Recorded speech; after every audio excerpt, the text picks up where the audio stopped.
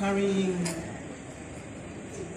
content from the premises of all those who are hosted on the platform to the head end, bearing the spectrum costs, bearing the cost of operating and maintaining the system for the past 3 years. That process is unsustainable. Now, if we're going to give that cost or hand it over completely to the broadcasting channels at this time, when there's a general business slowdown, and even the survival of many of your agencies are in doubt, if this pandemic continues for much longer, we will have a problem. Because on the basis of the figures that I have seen, you will be unable, none of your stations will be unable to pay for the cost of hosting the platform from day one. We've indicated that when the switchover starts, you will be forced or compelled to pay for being hosted on the platform. And the era of being hosted for free will come to an end. That has been made known to the parties from day one.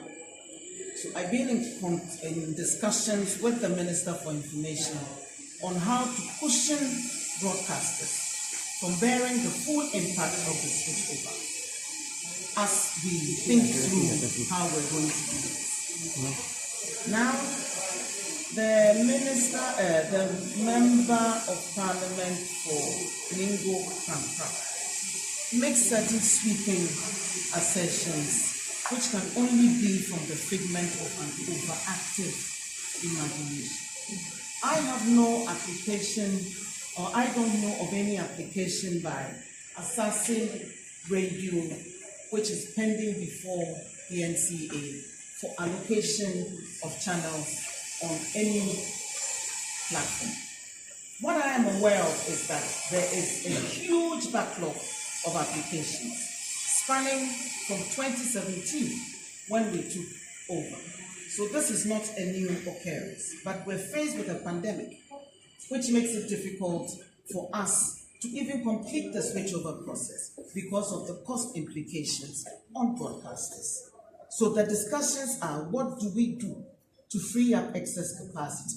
Right now, if the state has need of broadcasting urgent communication to the public, it does not have any means of doing so. If national security has need of broadcasting urgent communication to the state, to the citizens, it has no means of doing so. It is critical for us at this juncture to be faced with a process in which the only platform for broadcasting to the populace, the capacity on it, is completely used up. And so it just makes sense, without reading any ulterior motives into it, to work to create additional capacity on it in the event that that capacity is needed. Now, every other station on this platform is being hosted on one channel.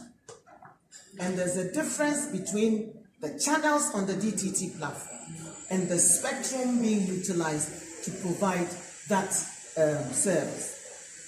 That channel is 40, that it has 40 channel capacity on the DTT platform, which is full. Every other station apart from GBC and Crystal TV is broadcasting on one channel. Has that affected their ability to transmit their information or their knowledge to the world and the rest of the Ghanaian population? No. They are quite capable and have been using the access that they have on the DTT channel to do their work without interference from anybody. And that cannot be the motive under which the ministry is operating.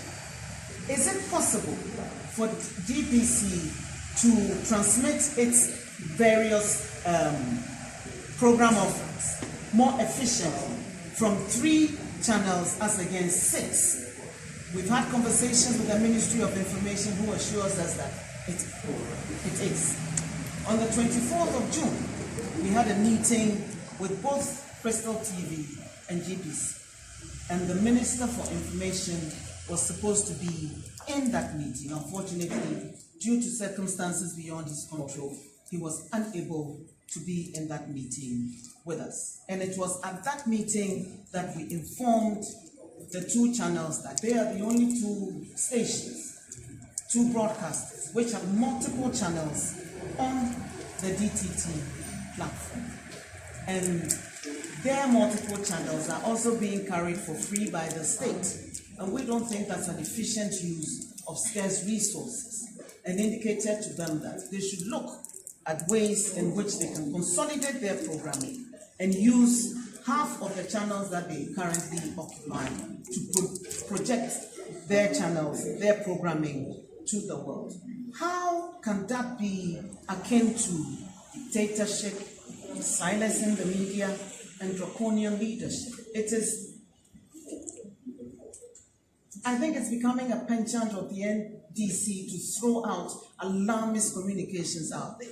And if I hadn't been passive while this Parliament at this particular time, so I could nip this particular act of mischief in the bud before it takes root.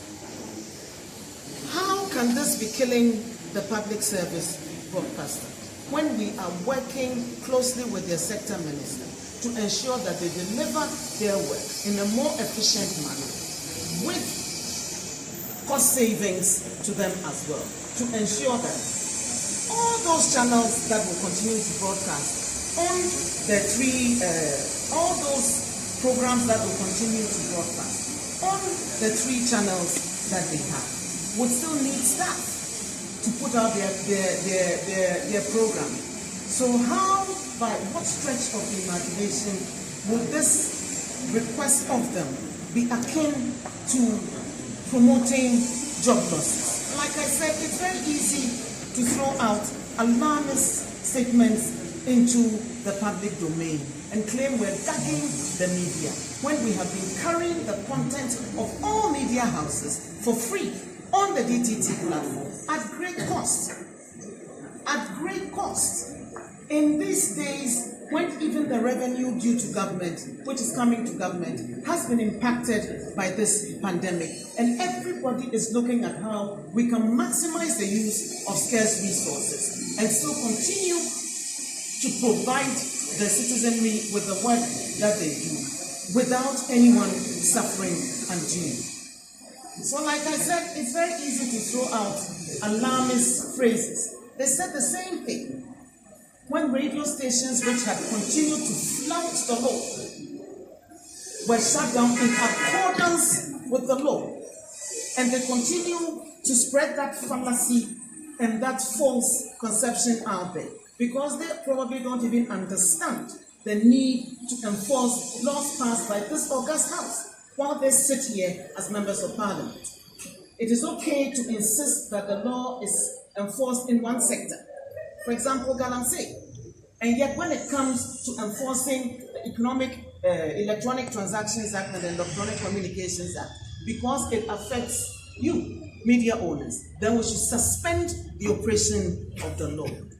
Our constitution frowns against selective application of the law. So I would urge that we all be champions of the rule of law in whichever area we find ourselves in, and work together to promote a civilized society based on the rule of law, not on selective application of the law. How can we, in this era, when everybody has been severely impacted by the pandemic, work to maximize the use of scarce resources available to government? We took a request to Cabinet a year ago for expansion of the capacity of the DTT platform and worked with them once approval was granted, worked with the current operators and looked at even bringing on additional service providers to assist us expand the multiplex capacity and doubling it. These same people started screaming from the rafters that we were selling out our birthrights to Star Times. Yeah, when we had absolutely no intention of doing any such thing. They claimed that we were giving the management of the platform to start times. Another figment of an overactive and fertile imagination, when nothing like that was happening. And managed to get Giba to also go along with them and mounted soapboxes and shouted to rooftops that something the ministry had not even contemplated is what we were actually going to do. That's exactly the same road that they embarked on. We have no intention of closing down any stations. We believe that GBC and Crystal TV can continue to operate from a reduced number of channels on the platform and provide their listeners and their viewers with the same content in a more efficient manner. We believe we need to create the room, even for pay TV to operate on this platform, if we were able to create additional space on that. And that would help pay for the maintenance and operations of this platform. I am not aware of any application by Asasi Radio for any TV license. We are not reducing the scope of GBC's work. We are bent on completing the DSO process by the end of, or commencing the DSO process, and we're even currently working, because of the high cost of electricity to power the sites, we're actually working to move all the 42 sites to a more stable, sustainable, green power source, working with the supplier to go solar on these sites. So that post-DSO, the cost of operations and maintenance, which is high, will be reduced. We're working on putting in place a robust infrastructure which will ensure that once the migration is completed, there will be no possibility of media blackout, because the sole network which is powering all our broadcast services is brought down because of operations and maintenance issues. So while others tickle themselves and laugh, we haven't slept 1 minute, working to see how we can find the necessary resources to complete this process within the times that we've set for ourselves, bearing in mind the challenges we are faced with because of the pandemic, which has affected global supply chains and the importation of the remaining equipment that we need to be able to complete the DSO, including the set-top boxes. So please, I would have been happy if, as members of the committee who had heard this and who had some misgivings, they had even bothered to ask the minister that, oh, we have heard that this is what is happening. Could you please explain it? And I would have quite gladly given them the rationale for the steps that we have taken. Set their minds at ease that I'm working very closely with the Minister for Information on this. And let them realize that there is no way we're going to exceed our scope or our mandate without being mindful of our own responsibilities. Unfortunately, I hate to say it, but this is another evidence of premature ejaculation. So, a few questions for you. Okay.